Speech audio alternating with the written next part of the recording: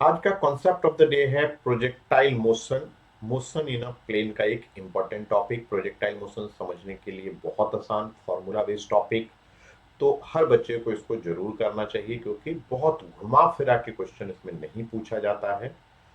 तो आइए करते हैं प्रोजेक्टाइल मोशन की रिवीजन। ठीक है, सो टॉपिक हमारा आज का प्रोजेक्टाइल मोशन एंड चैप्टर का नाम है motion in plane. Projectile motion जैसा आप जानते हैं, जब भी हम किसी पार्टिकल को किसी एंगल से थ्रो करते हैं, जैसे कि ये एक एंगल से थ्रो किया गया है, तो वेलोसिटी के दो कंपोनेंट हो जाते हैं। एक कंपोनेंट आपका u cos थीटा और एक कंपोनेंट u sin थीटा। यहां समझने वाली बात है, बड़ा ये दो डायग्राम हमने बाइफरकेट कर दिया है। Basically projectile motion is the combination of horizontal motion and vertical motion. तो वर्टिकल मोशन अंडर ग्रेविटी में हमने पढ़ा हुआ है। खास बात यह है कि हॉरिजॉन्टल मोशन में कोई एक्सेलरेशन नहीं होता है। There is no acceleration in horizontal direction, अगर हम एयर रेजिस्टेंस को नेग्लेक्ट कर दे तो। और वर्टिकल मोशन में acceleration due to gravity g act करता है। ठीक है, तो बेटा अब आइए हम इस बात को करते हैं। तो बेसिकली एक पार्टिकल को ऐसे अज्यूम कर सकते हैं कि ये u साइन थीटा से ऊपर थ्रो किया गया है, प्लस एक पार्टिकल को हम अज्यूम कर सकते हैं कि u cos थीटा, यानी u cos थीटा से ये हॉरिजॉन्टल डायरेक्शन में जाएगा और u साइन थीटा से ये वर्टिकल मोशन करेगा। सो बेटा आप सब अभी पढ़ के आ रहे हैं कि वर्टिकल मोशन में जब हम किसी पार्टिकल को u से थ्रो करते थे तो टाइम ऑफ एसेंट कितना होता था, u vertical by g. u तो u वर्टिकल बाई जी। इसी तरीके से ये टाइम ऑफ डिसेंट का भी फॉर्मूला होता था, क्योंकि हम एयर रेजिस्टेंस को नेग्लेक्ट कर रहे हैं। इसी तरीके से चलिए, सो हम बात करते हैं। हमने कहा कि जब भी हम एक पार्टिकल को थ्रो कर रहे हैं तो उसके दो कंपोनेंट है, u साइन थीटा से ये ऊपर जा रहा है और ये u cos थीटा से हॉरिजॉन्टल में जा रहा है। g हमारा वर्टिकली डाउनवर्ड एक्ट कर रहा है।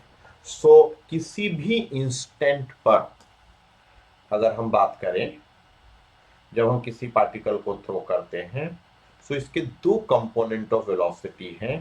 किसी भी इंस्टेंट पे एक कंपोनेंट तो u cos थीटा सेम रहेगा थ्रू आउट, क्योंकि हॉरिजॉन्टल डायरेक्शन में कोई एक्सेलरेशन नहीं है, और एक component u sin theta minus gt। So basically हम बात कह सकते हैं कि जो वेलोसिटी है वो हमारी, अगर मैं वेक्टर फॉर्म में लिखूं, u sin theta minus g t J cap plus u cos theta I cap. तो आप ये चीज देखिए कि जो वर्टिकल कंपोनेंट है वो टाइम के साथ घटता रहेगा, हाईएस्ट पॉइंट पे 0 हो जाएगा और उसके बाद डायरेक्शन रिवर्स हो जाएगी। सो हाईएस्ट पॉइंट पर भी हमारा u वर्टिकल 0 हो जाएगा, but u horizontal, sorry direction wise मैंने गलत बना दिया, u वर्टिकल 0 हो जाएगा but horizontal u cos theta ही रहेगा और वर्टिकल 0 हो जाएगा।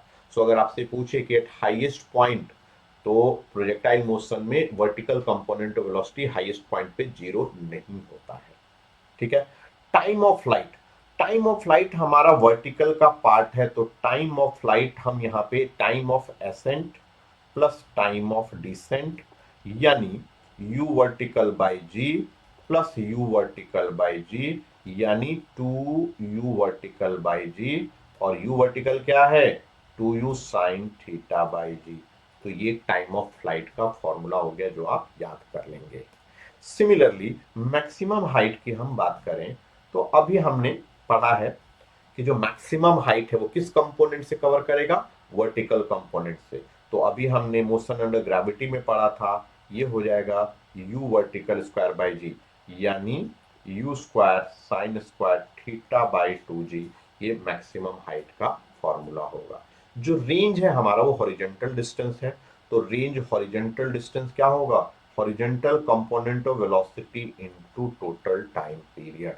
Horizontal component of velocity time period 2 times of u vertical by g, तो मेरे पास ये फॉर्मूला आ गया 2 times of u vertical u horizontal by g, जिसको हम लोग अलग अलग तरीके से लिखते हैं 2u sin theta u cos theta by g। Equation of path से भी बेटा क्वेश्चन आता है। So basically what is equation of path?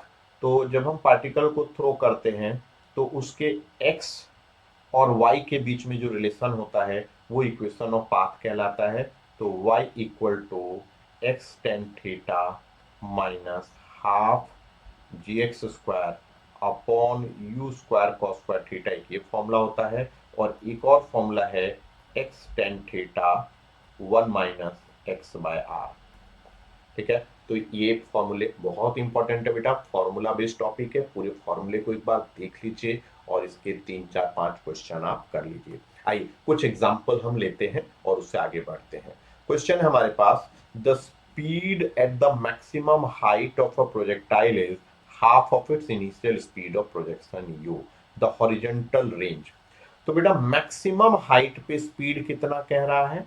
Maximum height पे जो स्पीड है, हमने यू से थ्रो किया है, मैक्सिमम हाइट पे जो स्पीड होती है वो कौन सी होती है? U cos theta. और वो कितना है? Half of the initial throw, तो यू बाई टू। यानी मैक्सिमम हाइट पे स्पीड कितनी है हमारी? यू बाई टू, यानी u cos theta u by two. तो यहां से कॉस थीटा मेरे पास आ गया 1 बाई टू। इससे मुझे थीटा पता चल गया कि 60 डिग्री है। नाउ रेंज पूछा है, तो रेंज का फॉर्मूला आपके पास है जैसा जो आपको याद हो, जैसे u square sine 2 theta by g भी होता है, या 2 u cos theta u sine theta by g. ठीक है, तो जिससे भी आपको सॉल्व करना हो 2 u cos 60 root 3 by two, sorry cos 60 1 by two और sine 60 root 3 by two into g. तो एक तरह से आपका आंसर आ गया रूट 3u बाई 2g। ये इसका आंसर हो गया। ठीक है, समझ गया सब लोग? आइए एक और क्वेश्चन लेते हैं बेटा। एक बड़ा इंपॉर्टेंट और बड़ा अच्छा क्वेश्चन जो अक्सर आया करता है वो है, हमें प्रोजेक्टाइल की इक्वेशन दी हुई है y is equal to 4x minus x square, और हमसे बोला है कि maximum height of the projectile. तो बेटा अगर हम बात करें प्रोजेक्टाइल की, तो ग्राफ अगर हम बनाए तो हमें पता है कि प्रोजेक्टाइल या इसका ग्राफ ऐसा बनेगा y और x का। तो हमें सबसे पहला काम क्या करना है, ये वो पॉइंट है जहां पे x की वैल्यू किसके बराबर हो जाएगी? रेंज के बराबर हो जाएगी। x की वैल्यू यहां पे कितनी हो जाएगी? रेंज के बराबर। अच्छा यहां पर y की वैल्यू कितनी हो जाएगी? 0। तो अगर मैं इस y को 0 रखूंगा तो मुझे क्या आएगा सॉल्व करने पे? मुझे आएगा, तो x की वैल्यू मेरी 4 आ गई, x इक्वल टू 4 मीटर, यानी मेरी रेंज 4 मीटर आ गई। बट मेरे क्वेश्चन में रेंज नहीं बोला है, मुझसे मैक्सिमम हाइट पूछा है। तो मैक्सिमम हाइट पर जब पार्टिकल होगा तो दो बातें हैं बेटा। इसका एक तो यह है कि स्लोप 0 होगा, इस कॉन्सेप्ट को भी कुछ बच्चे यूज कर सकते हैं। और दूसरा ये कह सकते हैं कि जो y होगा, x जब r बाई टू होगा तो y किसके बराबर होगा? मैक्सिमम हाइट के बराबर होगा। तो इस y की जगह पे आप मैक्सिमम हाइट लिखिए, x की जगह पे r बाई टू लिखिए, माइनस x की जगह पे r by two R square by 4। तो एक तरह से हमारे पास इसको सॉल्व कर लेना है, 4x माइनस एक्स स्क्वायर आ गया। अब हमने जो r निकाला है वो वैल्यू हम रख देते हैं 2r minus are square by 4, यानी 2r, r की वैल्यू रख देते हैं। तो 2r की वैल्यू है मेरे पास कितनी आई है? 4 माइनस r, 4 का स्क्वायर 16 बाई 4।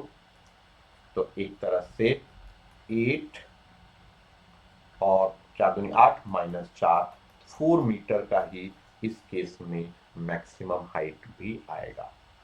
क्लियर है बच्चों? एक और लेते हैं question, the horizontal range and the maximum height of a projectile are equal. ये वाला पहले वाला ही केस आ गया, यहाँ पे रेंज और मैक्सिमम हाइट इक्वल है। तो बस फॉर्मूला रखना है, रेंज का फॉर्मूला होता है 2u sin theta u cos theta by g, और मैक्सिमम हाइट का फॉर्मूला होता है u square sine square theta by 2g। बस अब आप इसे सॉल्व कर लीजिए, तो आपके पास 2 साइन थीटा कॉस, या 2 को इधर ले आते हैं, 4 sine theta cos theta equal to sine square theta. तो साइन थीटा से ये कट गया, तो एक तरफ से टेन थीटा 4 आ गया, तो थीटा मेरा टेन इनवर्स 4 आ गया। तो बेटा ये रहा concept of the day, projectile motion, जिसमें हमने फॉर्मूले रिवाइज किए, कुछ हमने इसके इंपॉर्टेंट क्वेश्चन किए। तो इस समय इसी तरीके के छोटे छोटे पार्ट्स आप देखिए। लॉन्ग घंटे तक वीडियो देखना कहीं से समझदारी नहीं है, उसकी जगह पे आप पेन पेपर पे लिखते रहिए, कॉपी से लिखते रहिए। जितना लिखोगे उतना आपको समझ में आएगा, वीडियो जितना देखोगे उतना आप डल होते जाओगे। ठीक है बेटा, तो इसी के साथ मैं इस वीडियो को यहीं पे समाप्त करता हूँ। मिलता हूँ आपसे एक नए वीडियो के साथ, एक नए कॉन्सेप्ट